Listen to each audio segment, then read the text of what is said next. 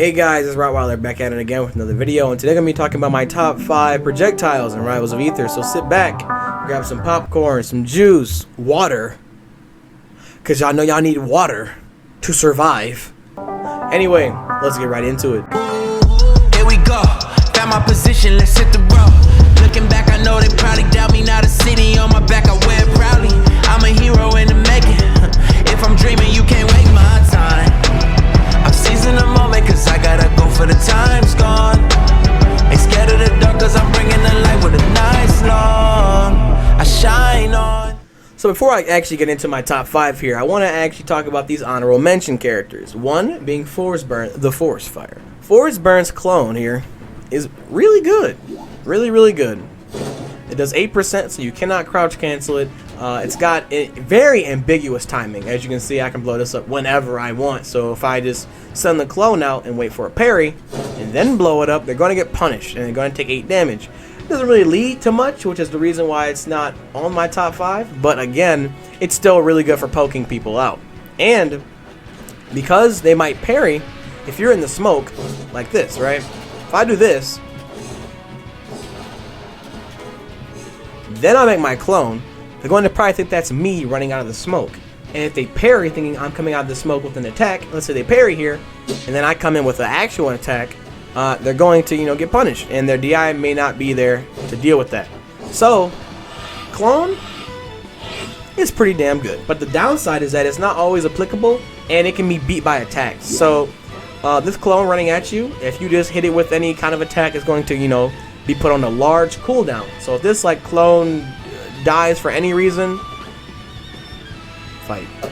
As you can see, it's dead and my cooldown on my clone starts.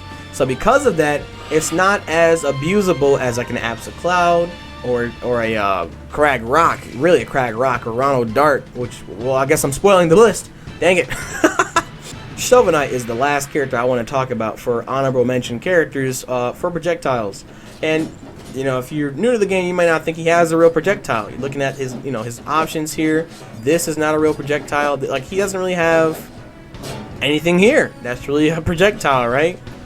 But if you get some money, I think it's 3 times now, and one more. All right, and you'll have to do that at least 3 times in a real match to get this instantly.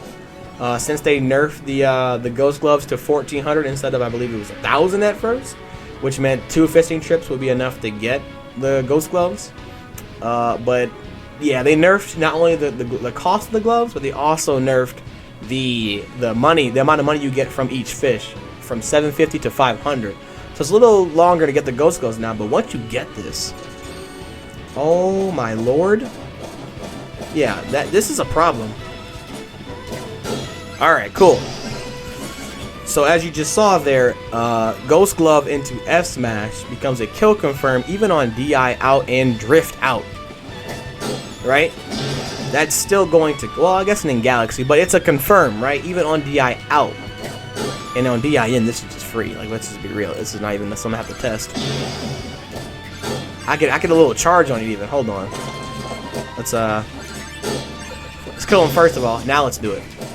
Right? That's gonna combo for free on DIN. So that is a kill confirm at the ledge. Obviously, I mean, then again, this is Crag, so Crag's not gonna die at 108 center stage, but he might die at 150, regardless, right? Let's see. Hold on. Okay, maybe not 150. Crag is so heavy.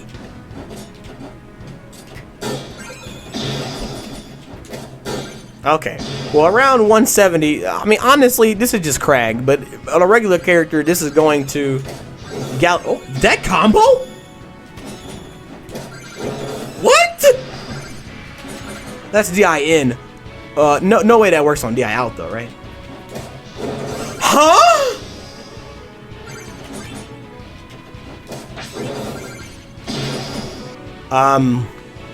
Wow. I didn't know that was a thing. I did not know that worked on DI out and drift out. Wow. So you can't. So Ghost Glove is ridiculous. And if people are thinking that this is bad because you're so close to them, they're just gonna parry that whatever. This is that's fine if they parry that, because Ghost Glove does not put Shovel Knight into stun here. Like if they parry this, you might get hit by a Ghost Glove, but it's not like they're gonna have the reaction time to parry and then instantly react to your DI and like get like some kill confirm of their own. But yeah, the reason why this isn't on the list still though, even with the fact that this still combos and also gives him a really great approach option that's safe because it doesn't, you know, put him in parry stun, is because it only works horizontally, right? Which is still good, right? But let's say they go up here and camp you. Your up air isn't the greatest, so it's not they really are threatened by his up air, right? Your up tilt doesn't reach on some, like, it reaches on most platforms, don't get me wrong, this up tilt, but it's pretty slow. It can be parried because it's slow, and it doesn't reach on every platform. And it's very, you know, laggy. Like if you miss this, right, and they just hit you for it, like that's gonna be a free punish. So if you're above him, he can't really, you know, do these above you. So that's the only reason this is not on the list. If he can like angle these Ghost Gloves upward and harass you vertically and horizontally, this would effortlessly be on that list. Like they're already good. Don't get me wrong. Just because it's not on the list doesn't mean this isn't a ridiculous option to have. As you see, like that's why. And he can also do up smash. I want to say like look at that. That actually might kill Crag even like, oh my god, actually though. Yeah, that may not Galaxy, but vertical kills are so much harder to DI than horizontal. Like, just look at Orcane's down smash. My god. Yeah, and DI out. I'm sure this works on out too. Oh god. Maybe not out. Okay, so F smash is the one you have to do that out. Let me see this. Hold on. Yeah. Yeah, drift out, yeah. Yeah. So it seems like as long as you're inside their body with that Ghost Glove, you get an up smash. And I'm sure with Momentum Mail, this is like just always guaranteed. Shovel Knight players are gonna have to like let me know in the chat if there are any Shovel Knight players. I know y'all are kind of a rare breed, but you guys let me know if Momentum Mail makes this true regardless of like your spacing. I don't know. I'm not a Shovel Knight player. Number 5 on my list is Zetterburn. Zetterburn's Fireball is one of the best projectiles in the entire game. One, you can mix up the height of this by just choosing how low you input the actual attack. If you like want to be closer to the ground, you delay it a bit. If you want to be like above their head, like Orcane, you can, you know, kind of beta a parry, right? Like do this Fireball, they think they have to parry it, and they'll like parry, but it didn't hit them, so they whiff a parry and you get a free hit. This is amazing for harassing people who want to go to the ledge, or not the ledge, the platform. Let's see. Okay, right? So now I just throw a Fireball here, or if they're in the middle of the jump, you're trying to waveland on the platform, let's say, that's going to hit them while you're moving toward them. And now they're like up on a platform in a weird spot because, you know, they got hit by a Fireball, and you're like sharking with up air now. You're doing up tilts, right? You might get up here and shine. You might get up there and jab. Like, there's so many options available once you hit people with shine, or not shine, I'm sorry, Fireball. So let's say I have a Fireball, throw it at you, you get hit. At this range, I can like read a jump and go for a fair. I can go for like a direct hit if you do nothing, right? Or if you try to hit me, I can move back and then whiff punish the attack. So I have so many things I have an option for every option you have, and you have to take a pretty bad guess, because what do you get? At best, you might hit me because I go right for the attack and you like fair me, right? But let's say I know you're going to attack anyway, and instead of like, you know, baiting it and like whiff punishing, I could also just parry that hit too, like parry, right? And you hit me, and now you're in an even worse spot, and you're on fire still, so I can just up smash, right? And not only that, but the Fireball, because Zetterburn's, you know, fire mechanic kills you at like ludicrously early percents if he lands a smash attack, or I'm sorry, a strong attack. Excuse my French. If he uses a strong attack on you while you're on fire, you're gonna die at like 80, sometimes 60, depending on your character. And even Sylvanos will die at 90 or 100, even though he's extremely heavy. He'll die at 90 or 100. So it's like, okay, I'm on fire. This is bad. And there's nothing greater for Zetterburn to put you on fire for something so low committal. Because look at this moves that put you on fire. This down B, that's very high commitment. This back air has very, well, it's actually got some decent range, but you just obviously need to be close to him to still land it, even though it's pretty disjointed. Like, but you still have to be close to them. Is essentially what I'm talking about with this back here. Yeah, I'd be pretty close to you. This shine even. I mean, look at the hitbox on shine. It's not that bad, to be honest. Think about it, it's a shine, but you know, you gotta be close to people, right? And then you look at this projectile, right? It only does 2 damage, but it does 5 damage over time. That it's all fire. You're on fire. So from a ranged, low commitment attack, you are on fire. And what that makes people do a lot is jump to platforms. And when you have to jump to a platform, Zetterberg can take center stage. He can move forward, right? All because you're scared that if he hits you with anything super strong, you're gonna die at like a super early percent. Like, if you look at Zetterberg's up smash, like right here, it will not kill at 120. It won't kill. But if you put this Orcane at 90, I don't have jump set on my like L button, so it's gonna be kind of hard to do this giant up smash. But there it is. At 90, he dies, even though at 120 it didn't kill on fire, right? So the fear of dying to, like, you know, any kind of smash attack, mainly up smash though, is so great. You don't want to give it to him, so you leave. You give him the stage. You take the platforms. Okay, I'm established neutral. I can establish where you want to go. I cut off options. I have really fast aerials, really fast ground attacks. I have decently ranged attacks with low end lag. I can like pressure you, poke you, and if you're on a platform, I can still throw fireballs if I want to just build damage. Like, I don't have to approach, but I've taken center stage. So this fireball does a lot of conditioning. It honestly sets up easy kills because you're on fire. Hold on, I'm gonna parry? You dead. Like it happens so often. Like, now you're scared, and people, even at the highest level, people get scared. Have you seen people have you seen how many people like parry, like when they're on a platform underneath, like above someone? They get so scared. Windows is notorious for parrying, like panic parrying. He does it all the time. So it's like, even at the highest level, people will like get scared and like parry, and this is just enforces that. So Ronno's darts have an insane amount of conditioning. If I get coming from the air with these, I get true combos if I have at least 2 darts like in my pocket here, or like in my little orb. If I have at least 2, I can get true combos from the air. So that's 2. Like that was true. That nair out of the darts was a true combo. And if I have more, it becomes even more free. Like I dash attack that time, and dash attack leads to a lot more confirmed. So darts on hit, at least with 2 or more, become really good. And when they're parried, you really don't care as Ronno. And not only do you have to like commit to an approach, if you like wanted to sit back and throw darts, you can do that too. Like, these are even less risky than like the aerial darts, right? Because these do absolutely nothing when parried. Like, honestly, letting these on hit doesn't really do much but stop them for like an instant. So you get stopped for maybe half a second if they parry them, but you don't really care. Keep moving back. You're the one with the darts. They're not gonna parry every single dart, right? So just keep pressuring. That's fine. And again, people running at Ronno is kind of like where he likes the most. He likes people running him. He's he's a defensive character. Ronno's a defensive character, so you running at him is actually a good thing for him. So not only do darts lead into combos from the air, like so.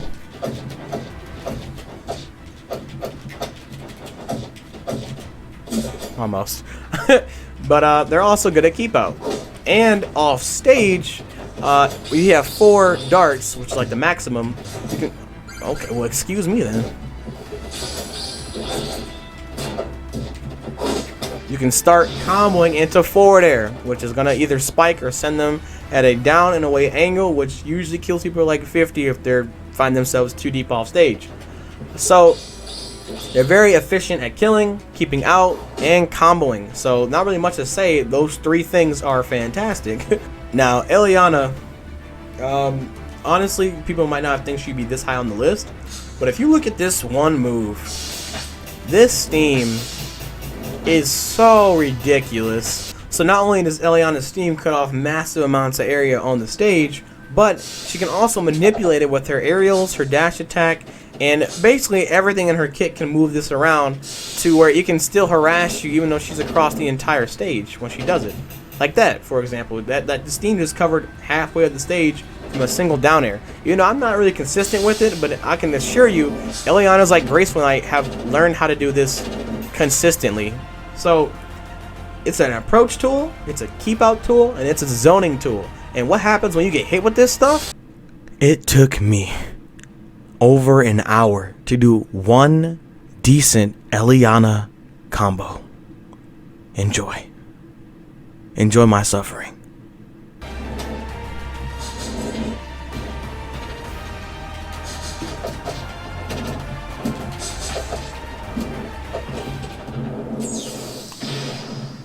Oh my god, that took 80 years. Eliana's steam controls the space, keeps you out. It is a great approach option. And if that wasn't enough, all three of those by themselves, if you parry the steam, which, you know, on hit, you know, can result in a 0 to death, like that, if you parry it, you don't even put her in the stun. So she can keep spamming the steam. That's why steam is where it is on this list. That's... Yo.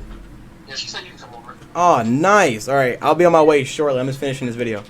But we also have snacks. Snacks? Snacks? I'm on my way. There wasn't a reality where Crag would not be on this list.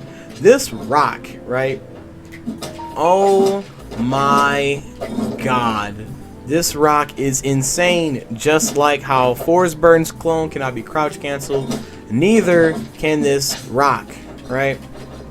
So that alone makes so you have to parry this, because you can't just crouch, you know, wait for it to hit you, take the hit, and then try to, like, you know, approach or do something after that, like, you know, Absa. But you have to actually parry this or hit it, which means you are forced to commit to an option.